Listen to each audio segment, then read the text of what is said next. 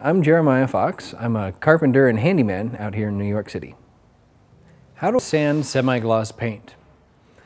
During your home repair and remodeling, you'll come to a number of times when you need to sand paint. This could be a small light sanding because you just need to get out some dings and repaint a small section. It could be a whole wall that you need to recover with a different style of paint or different color of paint.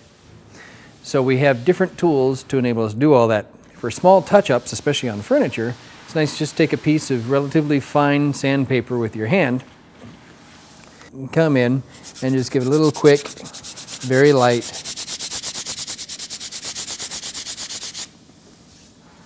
This is good for taking bumps out of paint from uneven applications, just smoothing things over and getting things between coats of paint and stuff. I don't recommend doing this on a large wall. You'll wear your wrist out. But for small furniture, it's very handy.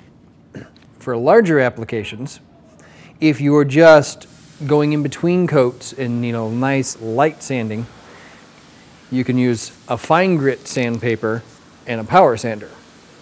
Now, if you need to take the paint off completely because you're using a stain or something else, then you're going to want a very heavy grit sandpaper, somewhere in the 100 or less grit.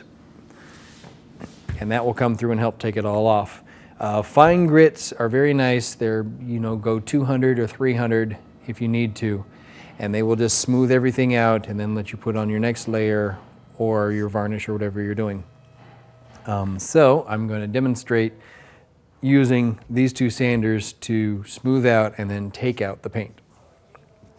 To do that, we need to be safe. So we're going to be kicking up particles, so we need our eye safety on. We're going to be making noise, so you want to have your ear safety in. And no one really likes to breathe paint particles, so you're definitely going to want a safety mask, dust mask, to keep all that stuff out.